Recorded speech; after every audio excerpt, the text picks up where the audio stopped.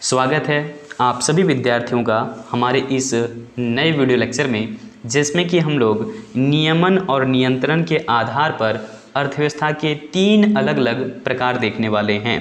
यानी कि on the basis of regulation and control हम कह सकते हैं कि अर्थव्यवस्था के 3 अलग अलग प्रकार होते हैं।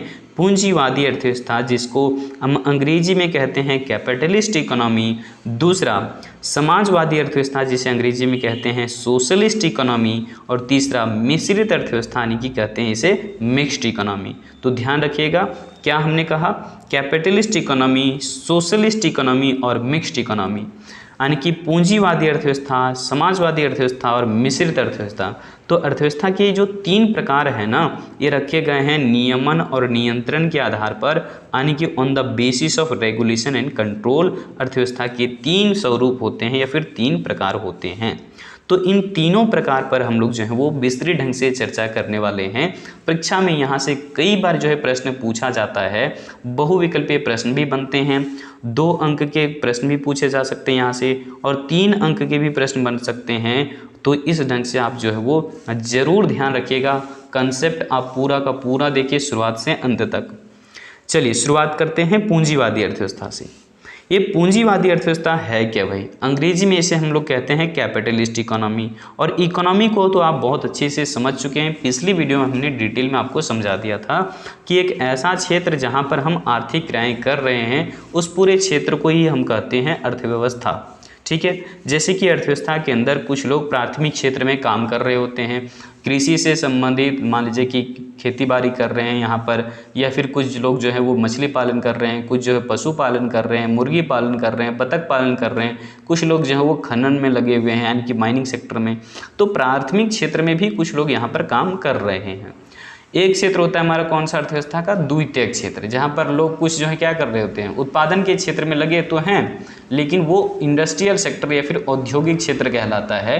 जैसे कि मान लीजिए कि कपड़ा उत्पादन करना, मशीनों का निर्माण करना, तो इस तरीके से कलम, कॉपी, किताबें ये सब बनाना, तो ये क्या है भाई?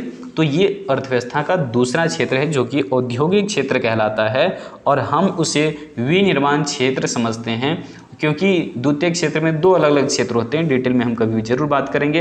तो ध्यान रखिए कि यहाँ पर प्राथमिक क्षेत्र में भी काम हो रहा है, द्वितीयक क्षेत्र में भी काम हो रहा है, और इसी ढंग से तृतीयक क्षेत्र में भी काम हो रहा है, जहाँ पर हम बात करते हैं कि भाई इस देश के अंदर में या फिर इस क्षेत्र के अंदर में कुछ लोग डॉक्टर हैं, टीचर हैं, नर्स हैं, वकील हैं, तो इस तरह के इंजीनियर है, ठीक है, होटल चलाने वाले व्यक्ति हैं, जूता सिलने वाले या फिर जूता पॉलिश करने वाले व्यक्ति हैं, ऑटो चलाने वाले व्यक्ति हैं। तो इस तरह से इन सब की जो है यहाँ पर आर्थिक क्रियाएं बहुत इंपॉर्टेंट होता है। एक देश के अंदर या फिर एक क्षेत्र के अंदर जितने भी लोग रहते हैं, सबकी आर्थिक क्रियाएं एक दूसरे में जुड़ा हुआ रहता है ना। हम एक दूसरे से प्रभावित भी होते हैं और एक दूसरे को प्रभावित भी करते हैं।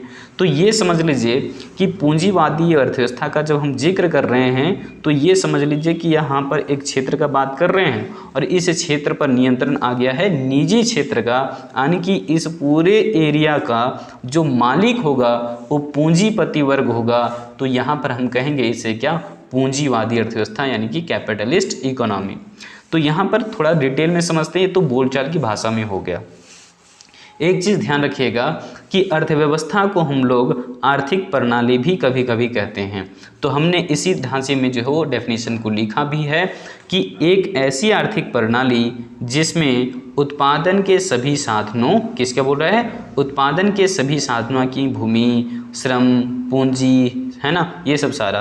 तो उत्पादन के सभी साधनों तथा उत्पादित वस्तुओं एवं सेवाओं, यानी कि जितनी भी वस्तु और सेवा का उत्पादन किया गया है उन सबको क्या बोल रहे हैं? उत्पादित वस्तुओं एवं सेवाओं के विनिमय, विनिमय मतलब कि खरीद बिक्री, तो कह सकते हैं कि विनिमय एवं वितरण पर मुख्य रूप से निजी क्षेत्र का नियंत्रण होता है। किसका नियंत्रण? निजी क्षेत्र का नियंत्रण होता है। तो उसे समझ लीजिए, तो कहते हैं हम लोग क्या? पूंजीवादी अर्थव्यवस्था। एक बार फिर से डिटेल करिए इसको, क्या कह रहा है। अच्छी चीज़ों को बार बार पढ़ना चाहिए, है ना, गलत चीज़ों को एक बार भी मत पढ़िए। अच्छी चीज़ है, रिपीट करिए। क्या बोला है कि ऐसी आर्थिक प्रणाली जिसमें उत्पादन के सभी साधनों तथा उत्पादित वस्तुओं एवं सेवाओं के विनिमय एवं वितरण पर मुख्य रूप से निजी क्षेत्र का नियंत्रण होता है उसे हम पूंजीवादी अर्थव्यवस्था कहते हैं। इस अर्थव्यवस्था में क्या होता है कि पूंजी और पूंजीपति का ये बाजार बन गया है, समझ लीजिए। तो क्या है, पूंजीवादी अर्थव्यवस्था किसका बाजार है? पूंजीपतियों का बाजार है, और इसीलिए हम इस बाजार का नाम देते हैं क्या? पूंजीवादी अर्थव्यवस्था। यानी कि यह क्षेत्र है और इस क्षेत्र में नियंत्रण आ गया है निजी क्षेत्र का। तो निजी क्षेत्र जो है वो कौन, एक तरफ से समझ लीजिए तो पूंजीवादी यानी कि, और पूंजीपतियों का ये चूंकि बाजार बन गया है तो वो अपने हिसाब से रेगुलेट करने लगते हैं इस पूरे मार्केट को या फिर इस पूरे क्षेत्र को। तो उस पूरे क्षेत्र को ही हम लोग कहेंगे पूंजीवादी अर्थव्यवस्था। चलिए, अधिकांश जो विकसित देश हैं ना, ध्यान रखिएगा, जितने भी विकसित देश हैं अधिकांशतः वे सभी देश पूंजीवादी अर्थव्यवस्था को ही अपनाया है। जैसे कि आप जान सकते हैं अमेरिका के बारे में, ब्रिटेन, फ्रांस, ऑस्ट्रेलिया, कनाडा, ये सब क्या होते हैं? पूंजीवादी अर्थव्यवस्था हैं। चलिए अब बढ़ते हैं हम लोग आगे। यहाँ पर हमने क्या मेंशन किया है अंग्रेजी से, उसी बात को लिख दिया है जो मैंने अभी हिंदी से कहा था। एन इकोनॉमिक सिस्टम, एक ऐसी आर्थिक प्रणाली इन विच, यानी कि जिसमें all means of production, means का मतलब साधन होता है, ध्यान रखिएगा, ऑल मीन्स ऑफ प्रोडक्शन यानी कि factors of production and the exchange and distribution of produce goods and services are mainly controlled by the private sector. यानी कि जो कुछ भी यहाँ पर प्रोड्यूस होता है या फिर जो भी यहाँ पर रिसोर्स है उसका कंट्रोलेशन किसके हाथ में है? प्राइवेट सेक्टर के हाथ में।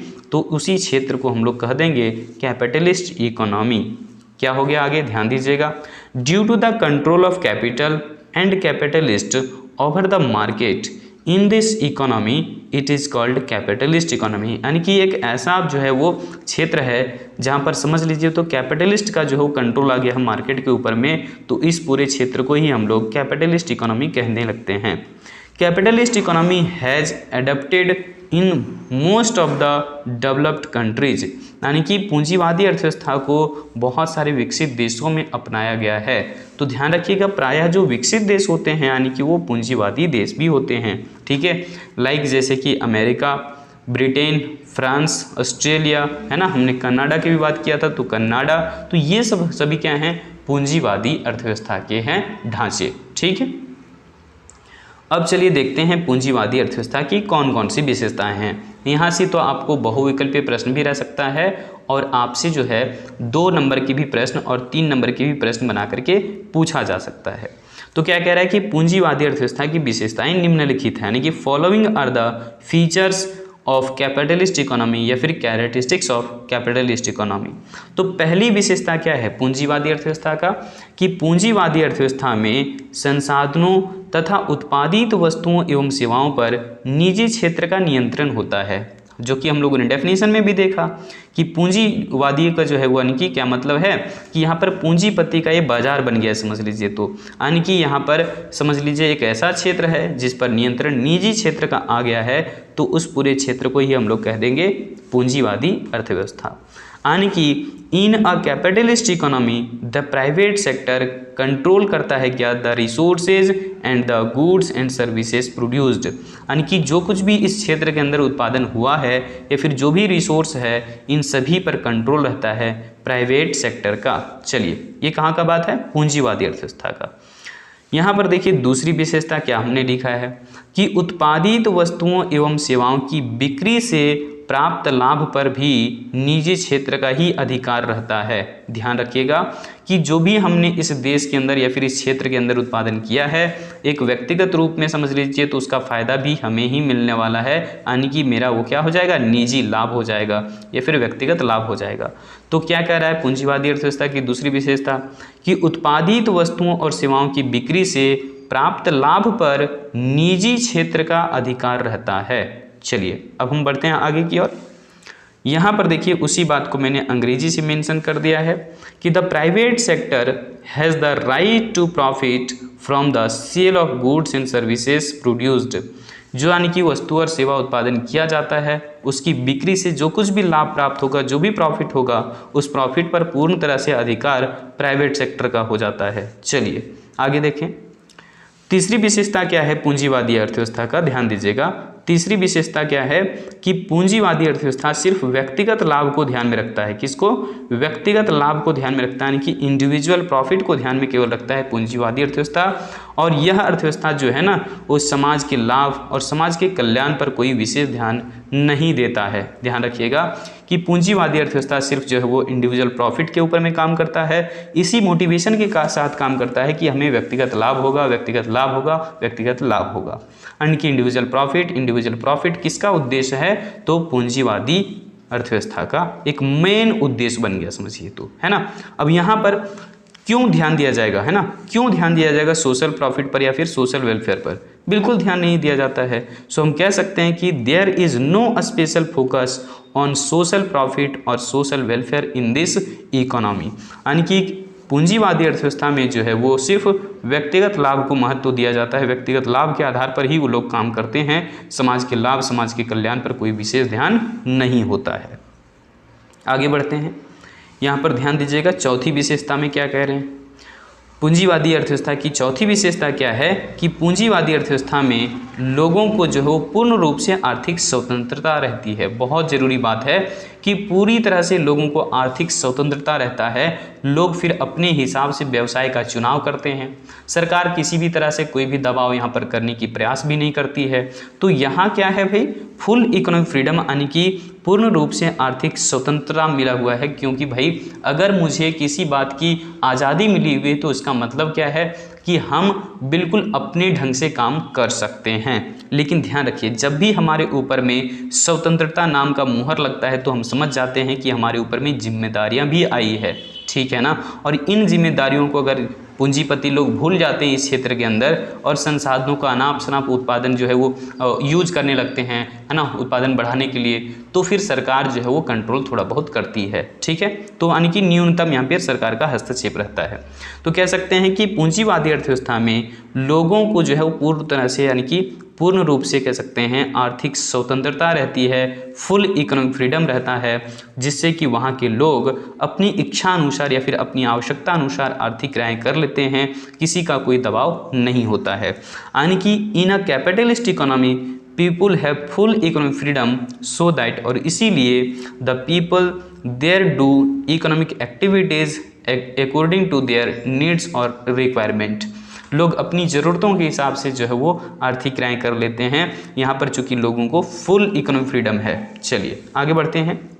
यहाँ पर पांचवी विशेषता क्या कह रहा है, पूंजीवादी अर्थव्यवस्था की पांचवी विशेषता क्या है कि आर्थिक क्रियाओं पर सरकार का कोई हस्तक्षेप नहीं होता है। हम जानते हैं कि पूंजीवादी अर्थव्यवस्था में सरकार न्यूनतम हस्तक्षेप करती है और इसीलिए हम डायरेक्टली कह भी सकते हैं कि देयर इज़ नो यहाँ पर इंटरफेरेंस कह सकते हैं, there is no interference of the government on economic activities. यानी कि आर्थिक क्रियाओं के ऊपर में सरकार का कोई हस्तक्षेप नहीं रहता है। सरकार किसी भी तरीके से जो है वो पूरे बाजार को प्रभावित नहीं करती है, कुछ कहने तक नहीं जाती है।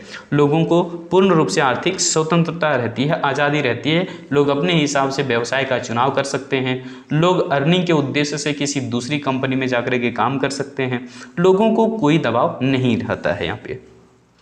फिर क्या है पूंजीवादी अर्थव्यवस्था की विशेषता कि पूंजीवादी अर्थव्यवस्था में लोगों का जीवन स्तर उच्च होता है, यानी कि the standard of living of the people is high in a capitalist economy. यानी कि पूंजीवादी अर्थव्यवस्था में लोगों का जीवन स्तर उच्च होता है। अब जानते हैं कि पूंजीवादी अर्थव्यवस्था जो है ज़्यादातर अडेप्ट किसने किया है, तो जो विकसित देश हैं, जो डेवलप्ड इकोनॉमी है। यानी कि डेवलप क्यों भाई, चूँकि उन्होंने सारे जो है संसाधनों का यूज ऑप्टिमम तरीके से किया होगा, नेचुरल, फिजिकल, ह्यूमन रिसोर्स सब जो है भरपूर उन्होंने इस्तेमाल किया होगा और इसी वजह से डेवलप किया।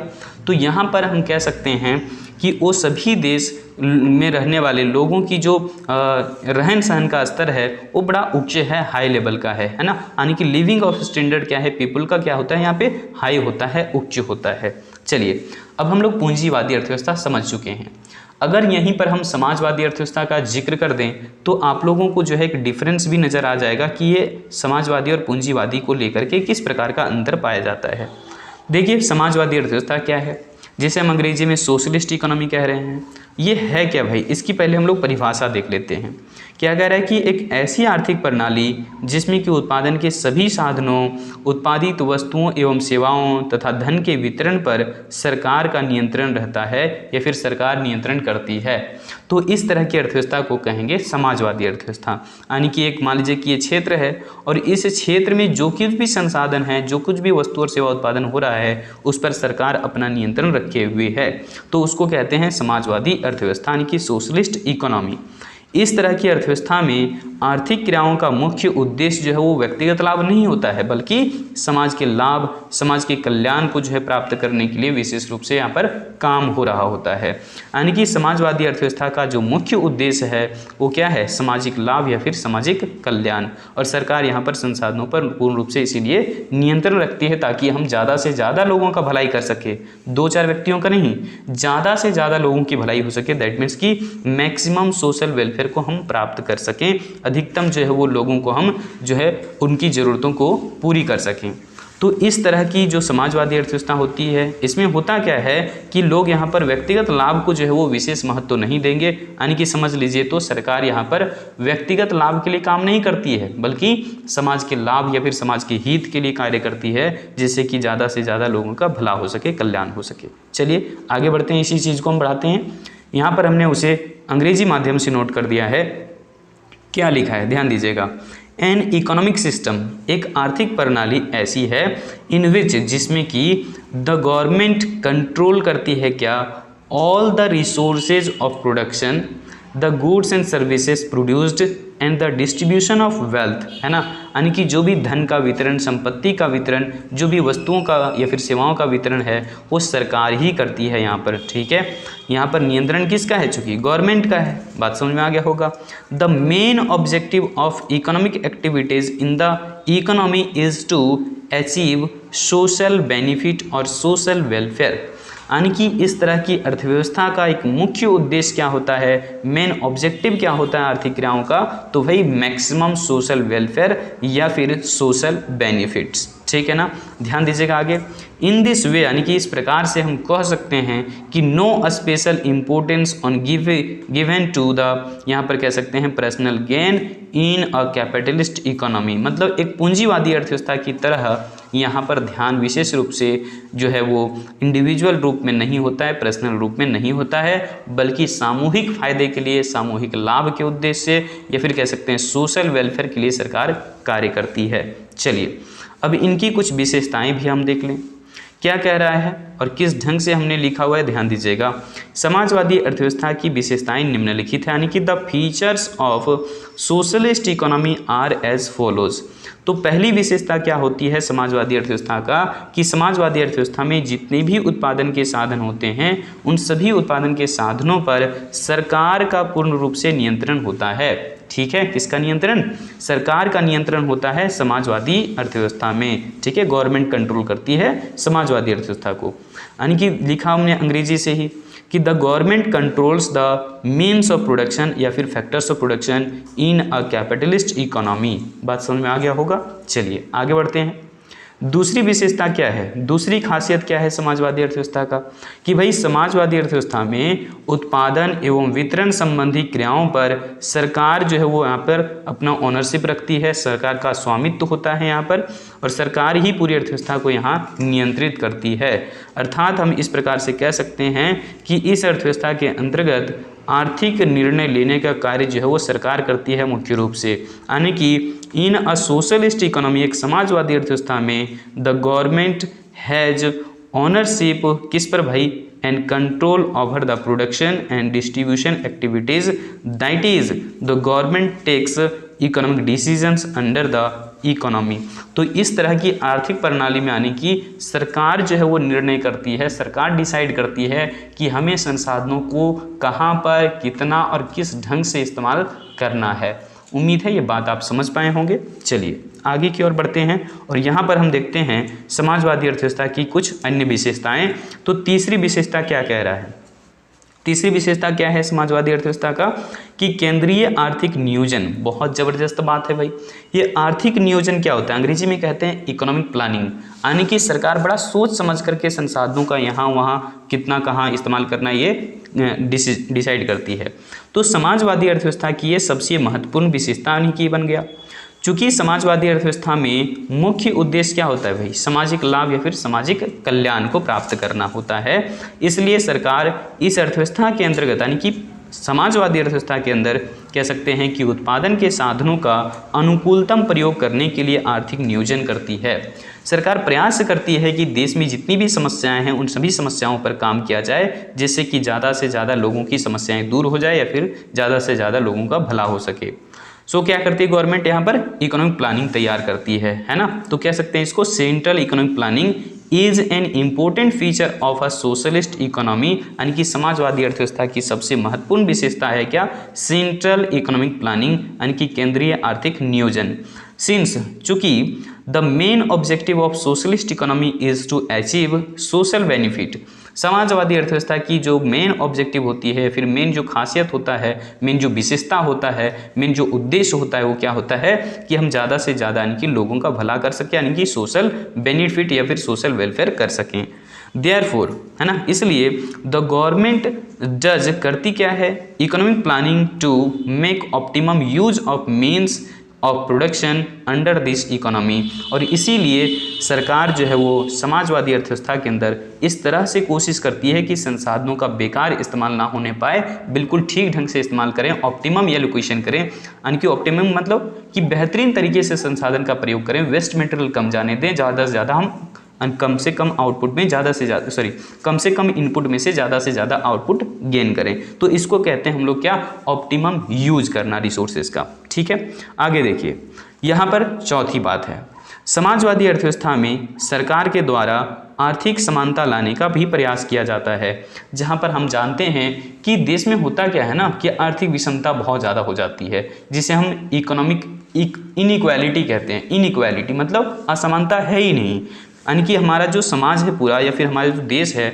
वो अलग अलग वर्ग में बढ़ जाता है, समझ लीजिए। तो कैसे भाई कि ये हमारा मान लीजिए पूरा देश है, अब यहाँ पर दो भाग अगर हम कर देते हैं, इसका मतलब कुछ भाग जो है वो कुछ जनसंख्या यानी कि कह सकते हैं देश के कुछ लोग गरीब हो गए, कुछ लोग अमीर हो गए, तो दो कैटेगरी में यानी कि देश है।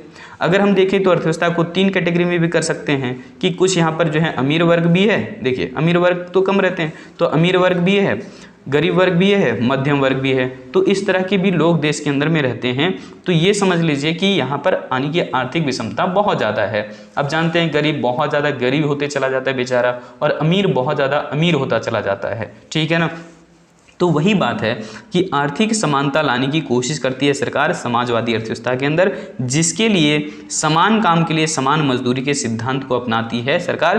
किंतु ध्यान रखिएगा यहाँ पर एक बात ज़बरदस्त आ रहा है कि मजदूरी का निर्धारण जो है फिर भी मजदूरों की योग्यता और उनके काम के अनुसार किया जाता है। ठीक है, समझ गए होंगे, समान काम के लिए समान मजदूरी की बात कर रहे हैं, उसी सिद्धांत पर समाजवादी अर्थव्यवस्था में काम होता है ताकि ज़्यादा से ज़्यादा लोगों का भला हो सके। यहाँ पर देखिएगा क्या कह रहे हैं हम, यहाँ पर अंग्रेजी में लिख दिया गया है उसी बात को कि in a socialist economy efforts are made by the government to bring economic equality, यानी कि सरकार आर्थिक समानता लाने का प्रयास करती है।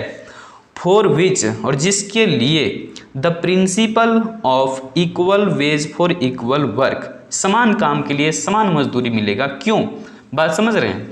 मान लीजिए कि एक गरीब घराने का व्यक्ति किसी जो है वो अच्छे काम में लगा हुआ है, तो इसका मतलब थोड़े ना कि वो गरीब है तो उसको कम पैसे चाहिए, कम पैसे में ही काम करने जाएगा, ऐसा नहीं है। अगर जो है गरीब घर का है या फिर अमीर घराने का है, लेकिन अगर दोनों व्यक्ति जो है वो एक ही तरह के काम कर रहे हैं तो दोनों को जो है वो मजदूरी सेम से मिलना चाहिए। इसी सिद्धांत के आधार पर समाजवादी अर्थव्यवस्था में सरकार काम करती है, समान काम के लिए यानी कि समान मजदूरी के सिद्धांत को अपनाती है। बट वेज जो डिटरमाइन होता है ना, जो मजदूरी तय होता है वो होता है कैसे, according to the qualifications of the workers, है ना, उनके योग्यता के आधार पर तय होता है कि मजदूरी कितनी रहने वाली है या फिर सैलरी कितनी रहने वाली है। चलिए यहाँ पर देखते हैं, अब आ चुके हैं हम लोग पांचवी विशेषता जो है समाजवादी अर्थव्यवस्था की, उसी देखते हैं। समाजवादी अर्थव्यवस्था में क्या होता है भाई, शोषण खत्म हो जाता है, शोषण अंत हो जाता है, क्योंकि आप जानते हैं कि पूंजीवादी अर्थव्यवस्था में सिर्फ व्यक्तिगत मांग को ध्यान में रख करके जो है लोग काम करते हैं या फिर व्यक्तिगत लाभ को ध्यान में रख करके काम करते हैं, जिसके अंतर्गत मजदूरों का जो है वो ज़्यादा शोषण किया जाता है, यानी कि समय से अधिक काम लिया जाता है ना। बात समझ पा रहे हैं? यानी कि अपने फायदे के लिए लोग थोड़े बहुत पैसे आपको दिखा करके ज़्यादा से ज़्यादा काम लेने की कोशिश करते हैं, क्योंकि आपको भी प्रॉफिट का लालच होता है पूंजीवादी अर्थव्यवस्था में। तो इस ढंग से कह सकते हैं कि पूंजीपति लोग जो है ना पैसे दिखा करके आपका शोषण भी करते हैं। यानी कि मान लीजिए कि किसी व्यक्ति को 24 घंटे में से कहा जाए कि तुम भाई क्या करो, 16 घंटे काम कर लो, या फिर जो है वो 20 घंटे काम कर लो, तो क्या हो रहा है? एक प्रकार का शोषण ही हो रहा है, क्योंकि तुम्हें पैसे का लालच दिखा करके तुमसे काम अधिक लिए जा रहे हैं, जबकि दिन भर में उतना काम नहीं किया जाना चाहिए, नहीं तो आपके हेल्थ पर नेगेटिव इम्पैक्ट भी पड़ सकता है। तो सिर्फ पैसे ही नहीं ना कमाना है, जीवन में बहुत सारी चीज़ें हमारी होती है ना। फैमिली के साथ टाइम स्पेंड करना, खुद पर टाइम देना, है ना, ताकि हमारा जो स्वास्थ्य भी बना रहे और हम इस जीवन का भरपूर आनंद ले सकें। तो इसलिए आपको पैसा दिखा करके पूंजीवादी अर्थव्यवस्था में क्या करते हैं? पूंजीवादी लोग आपका मजदूर के तौर पर अगर आप हैं तो उसका शोषण कर लेते हैं। इसलिए ध्यान रखिएगा कि इससे मजदूरों का क्या होता है? शोषण होता है। जबकि समाजवादी अर्थव्यवस्था में सरकार जो है नियंत्रण करती है पूरी अर्थव्यवस्था का, और इसीलिए यहाँ पर शोषण पूर्णतः समाप्त भी हो सकती है। ध्यान रखिएगा एक चीज़ और, अंग्रेजी में भी इस बात को हमने मेंशन कर रखा है कि एक्सप्लॉइटेशन, है ना, एक्सप्लॉइटेशन जो होता है इसको कहते हैं शोषण। तो एक्सप्लॉइटेशन क्या होता है भाई? Comes to an end in a socialist economy, यानी कि समाजवादी अर्थव्यवस्था में एक जो शोषण है वो खत्म हो जाता है। इन अ कैपिटलिस्ट इकोनॉमी, एक पूंजीवादी अर्थव्यवस्था में only individual demand is taken into account, सिर्फ जो है वो व्यक्तिगत मांग या फिर व्यक्तिगत लाभ ये सब ध्यान में रखे जाते हैं दिमाग में, और इसी आधार पर लोग काम करते हैं, इसी से मोटिवेट होकर के काम करते हैं कि भाई हमें लाभ होगा, लाभ होगा, लाभ होगा। इसी आधार पर पूंजीवादी अर्थव्यवस्था काम करता है। अंडर विच, जिसके अंदर कह सकते हैं कि लेबर और वर्क जो है वो ओवर वर्क करता है, ज़्यादा वर्क करता है, आवश्यकता से ज़्यादा काम लिया जाता है, या फिर कह लीजिए कि आवश्यकता तो है लेकिन कह सकते हैं कि जिस समय को तय किया गया था काम करने का उस समय से भी ज़्यादा काम लिया गया, यानी कि कह सकते हैं मजदूरों का एक ढंग से शोषण किया जाता है। दिस लीड्स, और ये जो है निर्धारित क्या कर देता है? To exploitation of the labour, और इसीलिए हम कह सकते हैं कि मजदूरों का यहाँ पर क्या होता है? शोषण होता है। वेयर एज, जबकि देखें इन सोशलिस्ट इकोनॉमी, समाजवादी अर्थव्यवस्था में द एक्सप्लॉइटेशन एंड्स, जो एक्सप्लॉइटेशन है वो खत्म हो जाता है due to the control of the government. यहाँ पर सरकार चुकी आ जाती है, कंट्रोल गवर्नमेंट करने लगती है समाजवादी अर्थव्यवस्था के अंदर, और इसीलिए समाजवादी अर्थव्यवस्था में एक्सप्लॉइटेशन नहीं होता है। एक्सप्लॉइटेशन जो वर्ड है वो रिलेट किया जाता है सिर्फ पूंजीवादी अर्थव्यवस्था के साथ में। चलिए अब हम लोग आ चुके हैं मिक्स्ड इकोनॉमी यानी कि मिश्रित अर्थव्यवस्था के ऊपर में। ये हमारा अर्थव्यवस्था का तीसरा प्रकार होगा, ध्यान रखिएगा। अर्थव्यवस्था का ये तीसरा प्रकार होगा मिश्रित अर्थव्यवस्था, जो कि नियमन और नियंत्रण के आधार पर ही रखा गया है। तो मिक्स्ड इकोनॉमी होता क्या है? हम लोग जानते हैं कि मिश्रित का वर्ड ही पता चल रहा है कि यहाँ पर मिला जुला हुआ है, यानी कि मिश्रित अर्थव्यवस्था में कुछ विशेषताएं मिलेगा आपको पूंजीवादी का तो कुछ समाजवादी का, ठीक है, दोनों का मिला जुला प्रभाव दिखता है।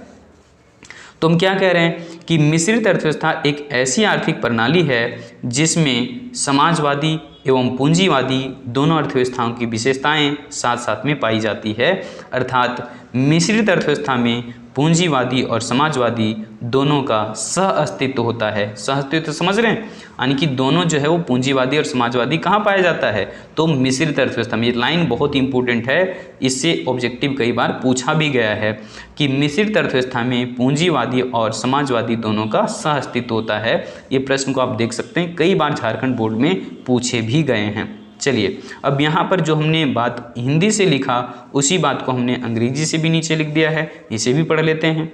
क्या हमने लिखा है कि mixed economy is such an economic system, एक ऐसी आर्थिक प्रणाली है इन विच, जिसमें the features of both socialist and capitalist economies are found together, यानी कि जहाँ पर समाजवादी और पूंजीवादी दोनों अर्थव्यवस्थाओं की विशेषताएं एक साथ में पाई जाती है, तो उसी अर्थव्यवस्था को हम लोग कह देते हैं मिक्स्ड इकोनॉमी। दैट इज, और अर्थात both capitalist and socialist exist in the mixed economy, दोनों समाजवादी और पूंजीवादी एग्जिस्ट कहाँ करता है? तो ये मिश्रित अर्थव्यवस्था के अंतर्गत कह सकते हैं। मिश्रित अर्थव्यवस्था में सरकार व्यापार की व्यक्तिगत स्वतंत्रता भी देती है, लोगों को कहती है कि आप स्वतंत्र होकर के काम करिए, कोई दिक्कत नहीं होने वाला, हम इंटरफेयर नहीं करने वाले हैं। तो यहाँ पर समझ लीजिए कि मिश्रित अर्थव्यवस्था में सरकार व्यापार की व्यक्तिगत स्वतंत्रता भी देती है लोगों को, और साथ साथ में समाज के कमज़ोर और पिछड़े वर्ग के कल्याण को भी जो है वो बहुत से बहुत ज़्यादा महत्व देती है। इसलिए कह सकते हैं कि मिश्रित अर्थव्यवस्था में सरकार व्यापार की व्यक्तिगत स्वतंत्रता भी देती है, और साथ में जो है वो समाज के कमज़ोर वर्ग और कमज़ोर या फिर पिछड़े वर्ग के कल्याण को भी जो है वो अधिकतम करने का प्रयास करती है, ताकि जो कमज़ोर वर्ग है समाज का या फिर जो पिछड़ा वर्ग है उसका भी भला हो सके, उसका भी कल्याण हो सके, उसका भी वेलफेयर हो सके। अब एक बात ध्यान रखिएगा कि हमारा जो भारत है ना वो एक मिश्रित अर्थव्यवस्था ही है। नियमन और नियंत्रण के आधार पर हमारा भारत क्या है, मिश्रित अर्थव्यवस्था है, यानी कि भारत में भी पूंजीवादी और समाजवादी दोनों की विशेषताएं साथ साथ में देखने को मिलती है। एक और जानते हैं कि देश के अंदर में जो है रिलायंस या फिर जियो टेलीकॉम सर्विसेज कह सकते हैं कि वर्क करता है, टेलीकम्युनिकेशन सर्विस है ये, और उसी ढंग से देश के अंदर में हमारा BSNL भी है। तो BSNL तो किसके हाथ में है, कह सकते हैं गवर्नमेंट के हाथ में। तो गवर्नमेंट भी काम कर रही है कम्युनिकेशन सेक्टर के लिए, और यहाँ पर सरकार भी काम करती है। तो ये समझ पा रहे होंगे आप कि सरकार काम कर रही है BSNL के लिए, और जो पूंजीपति वर्ग है जैसे कि मुकेश अंबानी कह लीजिए कि जैसे रिलायंस टेलीकॉम सर्विसेज लेकर के आए, जियो टेलीकॉम सर्विसेज लेकर के आए, तो ये क्या है, भारत का ये निजी क्षेत्र द्वारा संचालित है। तो यहाँ पर कुछ क्षेत्र जो है वो निजी हैं और कुछ सार्वजनिक क्षेत्र की कंपनियां हैं। तो भारत में भी मिला जुला असर दिखता है, मिश्रित अर्थव्यवस्था का यहाँ पर कंसेप्ट है। समझ पाए हैं? और भारत में जो मिश्रित अर्थव्यवस्था का कंसेप्ट आया ना, ये आया था वर्ष 1948 की औद्योगिक नीति के साथ, जिसमें ये बात करती है सरकार कि भाई कुछ उद्योग हम अपने नियंत्रण में रखेंगे और कुछ उद्योग जो है वो तुम लोग, दैट मीन्स कि निजी क्षेत्र भी कर सकते हो। ठीक है, तो इस ढंग से भारत का जो हो पहला जो औद्योगिक नीति आया था 1948 में, उसी समय जो है वो सरकार ने तय किया था इस बात को कि कुछ उद्योगों पर हम जो है एकाधिकार रखेंगे, जैसे कि रेलवे हो गया। हालांकि इसको अभी भी प्राइवेटाइजेशन की तरफ जो है मोड़ा जा रहा है। तो यहाँ पर कह सकते हैं कि सरकार ने बिल्कुल फैसला साफ कर दिया था 1948 में ही कि भाई कुछ उद्योग पर हम नियंत्रण रखेंगे और कुछ उद्योग जो है धंधे निजी क्षेत्र के हाथों में हम सौंप सकते हैं। तो यहाँ पर इसीलिए मिश्रित अर्थव्यवस्था का कंसेप्ट लागू हो गया भारत के अंदर में। इसी तरीके से पाकिस्तान, ये भी क्या है, मिश्रित अर्थव्यवस्था के कंसेप्ट पे ही काम करता है। तो यहाँ पर भारत, पाकिस्तान आदि देशों ने मिश्रित अर्थव्यवस्था को आने की अपनाया हुआ है। चलिए अंग्रेजी से इसी बात को देख लेते हैं, क्या लिखा हुआ है। In a mixed economy, the government also gives individual freedom of trade. व्यक्तिगत व्यापार की स्वतंत्रता देती है सरकार की, चाहिए आप अपना व्यापार स्वतंत्र तरीके से जहां ओपन करने का मन है कीजिए, हमें भी जो है बताइए कि आप कहां पर खोल रहे हैं। ठीक है ना। And also tries to maximise, और गवर्नमेंट दूसरी तरफ ये भी प्रयास करती है the welfare of the work weaker section कह सकते हैं या फिर backward sections of the society, कि समाज का जो दबा कुचला लोग है, फिर जो कमज़ोर वर्ग है, जो कह सकते हैं पिछड़ा वर्ग है, उसके विकास पर भी हम विशेष रूप से ध्यान देंगे। तुम लोग अगर निजी क्षेत्र के लोग काम करना चाहते हो अपने व्यक्तिगत फायदे के लिए तो कीजिए, कोई दिक्कत नहीं। हम ध्यान देंगे किसके ऊपर में, जो वीकर सेक्शन है सोसाइटी का, फिर जो बैकवर्ड सेक्शन है उसके ऊपर में। ठीक है, यानी कि कह सकते हैं कि मिक्स्ड इकोनॉमी का कौन कौन सा कंसेप्ट हो जाएगा। तो mixed economy has been adapted in the countries, कहाँ पर भाई, तो इंडिया और पाकिस्तान। ठीक है, इस बात को ध्यान रखिएगा कि भारत और पाकिस्तान दोनों हमारे क्या हैं, मिश्रित अर्थव्यवस्था के कंसेप्ट हैं। ठीक है, अब हम लोग देखते हैं मिश्रित अर्थव्यवस्था की विशेषताएं, और यही हमारा जो है आज का आखिरी टॉपिक होने वाला है। ध्यान रखिएगा, यहाँ पर हमने क्या लिखा हुआ है कि following are the features of mixed economy, यानी कि मिश्रित अर्थव्यवस्था की जो विशेषताएं हैं वो निम्नलिखित हैं, है ना। तो देखिए पहला पॉइंट में क्या हमने मेंशन किया है कि मिश्रित अर्थव्यवस्था में निजी तथा सार्वजनिक दोनों क्षेत्रों का सह अस्तित्व होता है, यानी कि यहाँ पर एक और देखें तो निजी क्षेत्र अपने व्यक्तिगत लाभ को ध्यान में रख करके कार्य करता है, तो वहीं दूसरी ओर सरकार जो है वो सामाजिक लाभ या फिर सामाजिक कल्याण के उद्देश्य से महत्वपूर्ण उद्योगों पर, जैसे कि विद्युतीकरण हो गया यानी कि इलेक्ट्रिफिकेशन, पेयजल यानी कि ड्रिंकिंग वाटर फैसिलिटी, ऊर्जा उत्पादन यानी कि कह सकते हैं एनर्जी प्रोडक्शन जो होता है हमारा, है ना, एटॉमिक पावर वगैरह, आंतरिक सुरक्षा और बाह्य सुरक्षा पर भी जो है वो सरकार एकाधिकार रखती है। कहती है कि नहीं, इन सब सारी चीज़ों पर हमारा अधिकार होगा और बाकी जो उद्योग धंधे होंगे वो आप संचालित किए, यानी कि निजी क्षेत्र के हाथों में बाकी चीज़ें सौंप दी जाती है। उम्मीद है समझ में आ गया होगा। अब हम यहाँ पर थोड़ा सा इसे पढ़ लेते हैं। क्या हमने लिखा है उसी बात को अंग्रेजी में, ध्यान दीजिएगा। इन अ मिक्स्ड इकोनॉमी, एक मिश्रित अर्थव्यवस्था में both private and public sector को एग्जिस्ट, दोनों साथ साथ में होते हैं। हेयर ऑन द, कह सकते हैं वन हैंड, एक तरफ देखें तो क्या है, द प्राइवेट सेक्टर वर्क्स, है ना, keeping in mind it's personal profit या फिर इंडिविजुअल प्रॉफिट, यानी कि व्यक्तिगत लाभ को ध्यान में रख करके एक तरफ देश के अंदर में काम हो रहा है प्राइवेट सेक्टर के जरिए, ठीक है। While on the other hand, और दूसरी तरफ देखें तो द गवर्नमेंट, सरकार क्या कर रही है, for the purpose of social benefit और सोशल वेलफेयर मोनोपोलीज, यहाँ पर important industries such as electrification, drinking water और एनर्जी प्रोडक्शन और इंटरनल और एक्सटर्नल सिक्योरिटी जो है गवर्नमेंट जनता को भी देती है। और इस तरीके से कुछ आने की चीज़ों पर सरकार खुद ही नियंत्रण रखी हुई है और कुछ उद्योग धंधे पर जो है वो कह दिया है कि जाइए आप प्राइवेट सेक्टर वाले भी इस पर काम कर सकते हैं। चलिए, ये होता है मिक्स्ड इकोनॉमी का कंसेप्ट। अब हम लोग देखेंगे अर्थव्यवस्था की, यानी कि मिश्रित अर्थव्यवस्था की ये दूसरी विशेषता।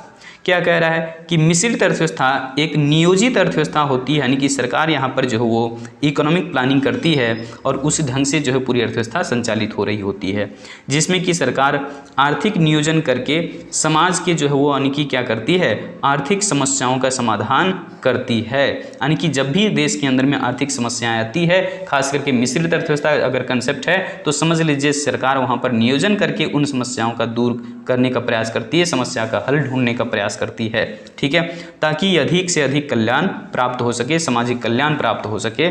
किसके लिए उत्पादन करें, क्या उत्पादन करें, है ना, कैसे उत्पादन करें, ये सब सारा यानी कि सरकार यहाँ पर सोचती है मिश्रित अर्थव्यवस्था के अंदर। और इसीलिए मिश्रित अर्थव्यवस्था को हम लोग केंद्रीकृत अर्थव्यवस्था भी बोलते हैं, यानी कि सेंट्रलाइज्ड इकोनॉमी भी बोलते हैं।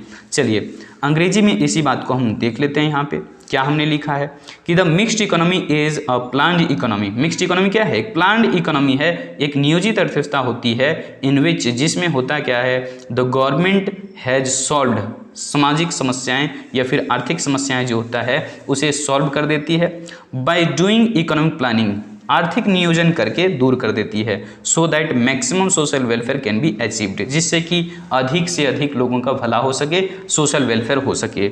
Y is a mixed economy also called a centralised, और इसी वजह से हम लोग मिश्रित अर्थव्यवस्था को जो है वो सेंट्रलाइज्ड इकोनॉमी कहते हैं। चलिए आगे देखें, अगली विशेषता क्या है कि मिश्रित अर्थव्यवस्था में सरकार आय और संपत्ति के वितरण में समानता लाने का कोशिश करती है। सरकार चाहती है कि जो अमीरों और गरीबों के बीच में इतनी बड़ी फासला बना हुआ है ना, एक तरफ जो है वो जो है हमारा फैमिली या फिर सोसाइटी बट रहा है वीकर सेक्शन के तौर पर, दूसरा जो है वो रिच पर्सन बट रहा है, यानी कि रिच फैमिली बन रहा है। तो इस तरीके से दोनों के बीच में अंतर बहुत ज़्यादा हो रहा है, गैपिंग बहुत ज़्यादा है, और इसी अंतराल को ख़त्म करने के लिए ही कह रहा है यहाँ पर क्या कि मिश्रित अर्थव्यवस्था में सरकार आय एवं संपत्ति के वितरण में समानता लाने का प्रयास करती है। और इस उद्देश्य को पूरा करने के लिए सरकार सार्वजनिक आय और सार्वजनिक व्यय में तालमेल स्थापित करते रहती है। आप लोग इसे डिटेल में पढ़ेंगे बजट वाले चैप्टर में, जहां पर देखेंगे कि सार्वजनिक आय कहां से सरकार प्राप्त करती है और सरकार किन किन जगहों पर पैसे खर्च करती है, ठीक है, सोशल वेलफेयर के लिए। देखिए यहाँ पर इसी चीज़ को अंग्रेजी से लिख दिया गया है कि in a mixed economy the government tries to bring equality in the distribution of income and wealth. सरकार कोशिश करती है कि देश के अंदर में या फिर सोसाइटी के अंदर में इनकम इक्वालिटी बना रहे, वेल्थ की इक्वालिटी बना रहे, ताकि लोग जो हो भावनात्मक रूप से एक दूसरे से भी जुड़ा रहे, छुआछूत की भावना ना उत्पन्न हो कि हम अमीर हैं तो तुम गरीब हो, ऐसी भावना खत्म हो जाए। यानी कि जैसे ही ये समस्या अगर समाप्त हो जाती है तो पूर्णतः हम ये भी कह सकते हैं कि देश से कुछ सामाजिक बुराइयां भी ऑटोमेटिक दूर हो जाता है। टू अचीव दिस ऑब्जेक्टिव, और इस उद्देश्य को प्राप्त करने के लिए, इस उद्देश्य को पूरा करने के लिए द गवर्नमेंट एडजस्ट करती है पब्लिक इनकम और पब्लिक एक्सपेंडिचर। उम्मीद है मैंने जैसे कहा कि यह वीडियो कंटेंट बहुत इंपॉर्टेंट है, आपको हर एक तरीके से जो है प्रश्न पूछा जा सकता है घुमा फिरा करके, जैसे कि 1 अंक के प्रश्न, 2 अंक के प्रश्न, 3 अंक के प्रश्न, और हो सकता है कि 5 अंक के भी प्रश्न पूछा जाए। तो आप इन सभी प्रश्नों को जो है बहुत बेहतरीन तरीके से समझ पाए हैं। आप हर एक तरीके से जो है वो समझ चुके हैं कंसेप्ट को, आपको कोई नहीं रोक सकता। आप परीक्षा में जाकर बैठ सकते हैं, इन प्रश्नों को अच्छे से हल कर सकते हैं। बशर्ते ध्यान रखिएगा, इनके फीचर्स को बहुत अच्छे से आप एक बार पुनः से ज़रूर देख लीजिएगा और लिखने के बाद अपनी नोट में जो है यानी कि कॉपी में लिखने के बाद इसे आप ज़रूर एक बार रिवाइज कर लीजिए, आपकी एक भी प्रश्न परीक्षा में नहीं छूटेंगे। चलिए मिलते हैं फिर से हम लोग अगली वीडियो कंटेंट के साथ, तब तक दीजिए इजाज़त। और हाँ, आसपास में साफ सफाई ज़रूर बनाए रखिएगा, क्योंकि हमारे संसाधन देश के लिए बहुत ज़रूरी होते हैं। संसाधन समाप्त हो गए या फिर उनकी क्वालिटी ख़राब हो गई तो फिर हम अपने देश के विकास के बारे में, अपने राज्य के विकास के बारे में और खुद के विकास के बारे में नहीं सोच सकते। तो अपना भी स्वास्थ्य का ख्याल रखिए और हमारा जो इन्वायरमेंट है उसे बचाए रखिए। कोशिश करिए, बस अपना एक छोटा सा प्रयास रहेगा और तभी हम जा कर के एक बड़ा बदलाव ला सकेंगे। मिलेंगे फिर से हम अगली वीडियो में, अगली वीडियो कंटेंट के साथ। तब तक दीजिए इजाज़त। जय हिंद।